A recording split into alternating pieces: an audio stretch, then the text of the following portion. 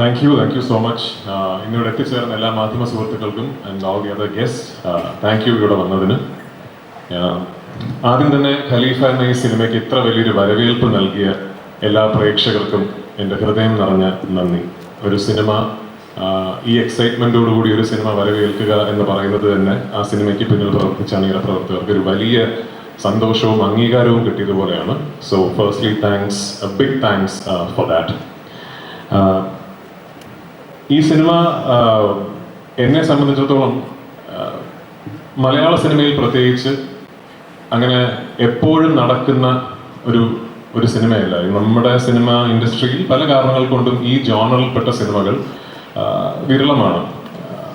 അത്തരം സിനിമകളുടെ ഒരു വലിയ ആരാധകനാണ് ഞാൻ ഏതു തരം എന്ന് പറഞ്ഞാൽ ഈ സിനിമ കൺസീവ് ചെയ്യപ്പെടുന്ന ദിവസം മുതൽ ഇതിൻ്റെ റിലീസ് വരെ ഈ സിനിമയുടെ ടീം ഒരു കാര്യത്തിൽ വളരെ ക്ലിയർ ആയിരുന്നു, ഞങ്ങൾ എന്താണ് അറ്റംപ്റ്റ് ചെയ്യുന്നത് എന്നുള്ളത്.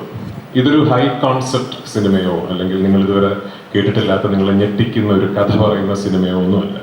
നിങ്ങൾ കുറച്ചു മുമ്പ് കണ്ട ആ വീഡിയോയിലുള്ള തിയേറ്ററിൽ കാണുന്ന ആ എക്സ്പീരിയൻസ്, അത്തരം ഒരു മെയിൻ സ്ട്രീം കമേഴ്ഷ്യൽ സിനിമ കുടുംബസമേതം കണ്ട് ആസ്വദിക്കുന്ന ഒരു എക്സ്പീരിയൻസ് സമ്മാനിക്കാൻ ശ്രമിക്കുന്ന ഒരു സിനിമയാണ്.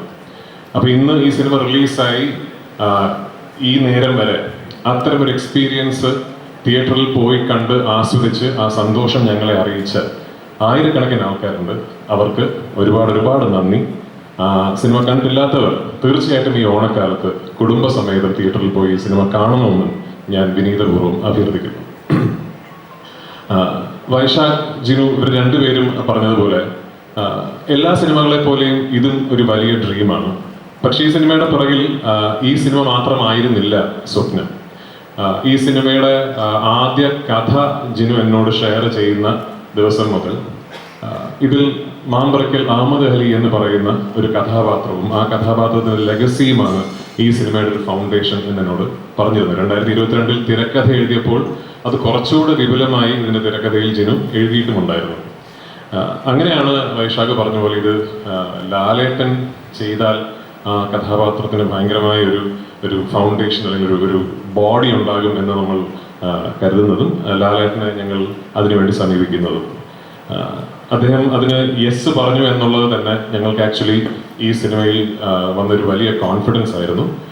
ആൻഡ് സോ താങ്ക് യു ചേട്ടാ, thank you so much for being who you are and being part of this film. ഈ സിനിമ കണ്ടവർക്ക്, ഇതിനോടകം കണ്ടവർക്ക് അറിയാം, ഇത് ഈ സിനിമയിലെ കഥയും കഥാപാത്രങ്ങളും നിലനിൽക്കുന്ന ഒരു പശ്ചാത്തലം.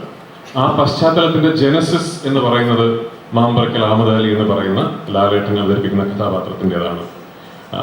ഒരു തരത്തിൽ പറഞ്ഞാൽ മാമ്പറയ്ക്കൽ അഹമ്മദ് അലിയുടെ ഒരു വലിയ ലോകത്തിൻ്റെ ഒരു വലിയ കഥയുടെ അടർത്തി മാറ്റപ്പെട്ട ഒരു ഏടാണ് ഖലീഫ പാർട്ട് 1 എന്ന് പറയുന്ന സിനിമ.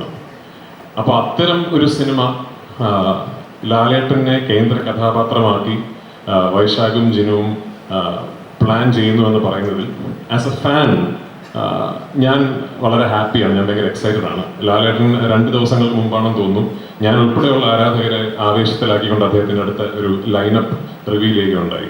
അതിൽ പ്രഗത്ഭരായ ഫിലിം മേക്കേഴ്സും വളരെ എക്സൈറ്റിംഗ് ആയ പ്രോജക്ട്സുമാണ് എല്ലാം. ആ സിനിമകളുടെ ഒന്നും ജോണറുകൾ എന്താണെന്ന് എനിക്കറിയില്ല.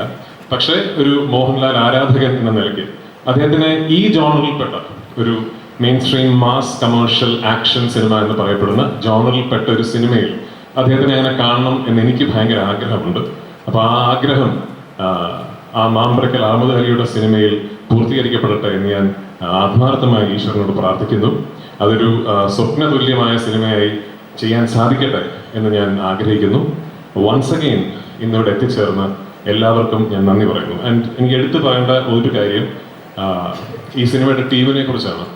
Starting with Jinu. ഞാൻ ജിനുവിനെ കുറിച്ച് തിരക്കഥാകൃത്തായിട്ടാണോ നിർമ്മാതാവായിട്ടാണോ സംസാരിക്കുന്ന ഒരു കൺഫ്യൂഷൻ ഇരിക്കുന്നത്. കാരണം ഐ ബിലീവ് ജിനു ഒരു തിരക്കഥാകൃത്തായിട്ടും ഒരു നിർമ്മാതാവായിട്ടും ഈക്വലി ഫ്ലറിഷ് ചെയ്ത ഒരു പ്രോജക്റ്റാണ് ഖലീഫ. ഒന്ന്, സ്വാഭാവികമായിട്ടും അദ്ദേഹത്തിൻ്റെ തിരക്കഥയാണത്. 2, ഈ സിനിമ ജിനു പുൾ ഓഫ് ചെയ്ത നേരത്തെ വൈശാഖ് പറഞ്ഞ പോലെ ഒരു കോൺഫിഡൻസ് ഉണ്ട്. അത് ശരിക്കും എന്നെ അത്ഭുതപ്പെടുത്തിയ ഒന്നാണ്. കാരണം ഇത് ഒന്നാമത് ഒരു വലിയ സിനിമയാണ്, രണ്ടാമത് വലിയ ചലഞ്ചസ് ഇടയിൽ ഫേസ് ചെയ്യേണ്ടി വന്ന ഒരു സിനിമയാണ്. ഞങ്ങൾ ഇതിൻ്റെ ഒരു ഫോറിൻ ഷെഡ്യൂളിൽ പോകാൻ നിൽക്കുമ്പോഴാണ് ഗൾഫ് കോൺഫ്ലിക്റ്റ് തുടങ്ങുന്നതും ആ സമയത്തൊക്കെ എങ്ങനെ ലാസ്റ്റ് മിനിറ്റ് പ്ലാൻസ് ചേഞ്ച് ചെയ്ത് അത് കൃത്യമായി അതിനെ ഒട്ടും കൺട്രോൾ പോകാതെ ഈ പ്രോജക്റ്റിനെ കൊണ്ട് നടന്നു എന്ന് പറയുന്നത് ശരിക്കൊരു master class in film production ആയിരുന്നു. So hats off to Jinu for that. Jinu മാത്രമല്ല, ജിനുവിനോടൊപ്പം കൂടെ നിന്ന് ഈ സിനിമയ്ക്ക് വേണ്ട എല്ലാ സപ്പോർട്ടും ചെയ്തു തന്ന ഞങ്ങളുടെ കോ പ്രൊഡ്യൂസേഴ്സ് ഉണ്ട്, Suraj, Sijo, Sreelal, to all of you. ഈ സിനിമ ഇന്ന് ഈ ഒരു സ്കെയിലിൽ, ഈ ഒരു രൂപത്തിൽ എത്തിപ്പെട്ടതിൽ നിങ്ങളുടെ വലിയ കോൺട്രിബ്യൂഷൻ ഉണ്ട്. And I sincerely thank all of you for that. Vaishakh 15 വർഷങ്ങൾക്ക് മുമ്പാണ്, 15ആണെന്ന് തോന്നുന്നു, വൈശാഖിന്റെ ആദ്യ സിനിമയായ പോക്കിരി രാജയിൽ വൈശാഖ് ആദ്യത്തെ ഷോട്ട് എടുക്കുന്നത് ഇൻഡിപെൻഡന്റ് ഡയറക്ടോറിയൽ കരിയറിലെ ഫസ്റ്റ് ഷോട്ട് എന്ന് പറയുന്നത് എൻ്റെ ക്ലോസപ്പ് ആണ്. 15 വർഷങ്ങൾ വേണ്ടി വന്നു അതിനുശേഷം ഞങ്ങൾക്ക് ഒരുമിച്ചൊരു സിനിമ ചെയ്യാൻ. I M truly happy. അതിനുശേഷം ആദ്യ സിനിമയിൽ നിന്ന് ഇന്ന് ഖലീഫയിൽ എത്തി നിൽക്കുമ്പോൾ മലയാള സിനിമയ്ക്ക് ഒരുപാട് വലിയ കമേഴ്ഷ്യൽ ബ്ലോക്ക് ബസ്റ്ററുകൾ സമ്മാനിച്ച് 100 കോടി എന്നൊക്കെ പറയുന്ന തുകകൾ നമുക്ക് പരിചിതമാക്കി തന്ന സംവിധായകനാണ് വൈശാഖ്. അപ്പോൾ ആ വൈശാഖിന്റെ കൂടെ വീണ്ടും കൊളാബറേറ്റ് ചെയ്യാൻ സാധിച്ചു എന്ന് പറയുന്നതിൽ I am proud of him and I am really happy.